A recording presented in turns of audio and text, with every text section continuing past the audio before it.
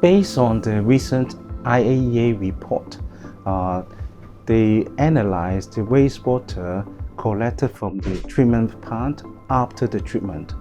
And then they found that there were at least 7 different types of radionuclides, including strontium, cesium, iodine, carbon-14, and so forth. These chemicals will be dispersed into the ocean. Some of them eventually will touch down to the seabed and being stored in the sediment. And then over time, these kind of pollutants will be accumulated in the seabed and then maybe one day attain to a threshold that may cause adverse effects to the ecosystem and also human health. So those water actually coming from the maintenance, we call it maintenance water. When they required to dismantle some of the parts of the system, then the wastewater will come off. Then the volume is not that great, okay? Then those water mainly contain tritium without those last tier radionuclides, okay? This is important. Since the volume is not too big, then they can be stored in a bigger tank and then let them degrade naturally. They only discharge those water maybe once for a while, then maybe once per year, twice per year. Some part not even discharge them at all. So then that means the composition is different, mainly tritium, and also the discharge frequency is very limited.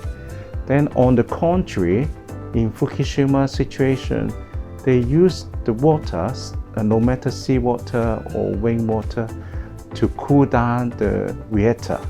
Then those water have a direct contact to the uranium reactor, which release over 60 some of those nucleotides with high radioactivities. So the composition is very different. And then the volume is very different. Now, just the storage tanks in Fukushima area with 500 Olympic-sized swimming pool. So they're going to discharge this wastewater every minute for more than 30 years. Then the frequency is different. And then the composition is different.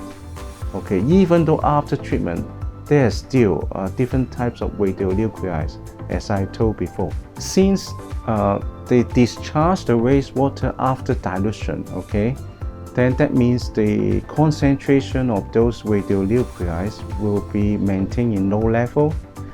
Since they discharge this low level of radionuclides into the ocean, then the marine organism, including the planktons, zooplankton, and all forms of marine life, they are exposed to this low dose of radionuclides.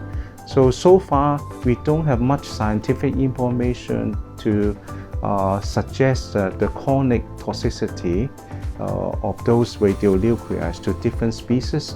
So we need more investigation in terms of the long-term chronic effect of those radionuclides to the ecosystem. As I mentioned before, some of these radionuclides like cesium, strontium, they behave like heavy metals. They will sink down to the seabed. They can also acquired by the marine organism, transfer through the food web, and also biomagnify in upper trophic levels, that leading to high concentration of those metal-like radionuclides like cesium.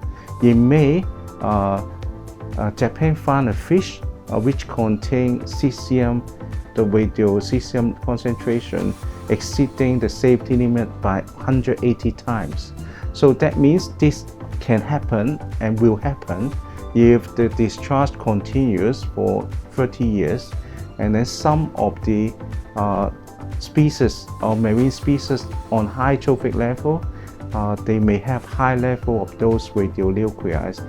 If humans consume those contaminated fish, they will suffer from some health defect.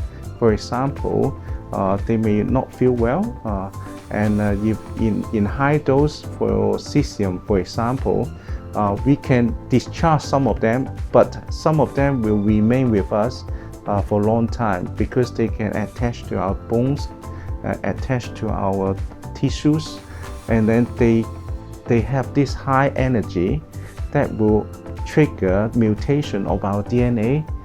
Some of the mutation may cause cancers, like the thyroid cancer seems quite common in Fukushima area in those people being exposed to those radionuclides. Other cancers, including leukemia, that's also common in those radioactive sites.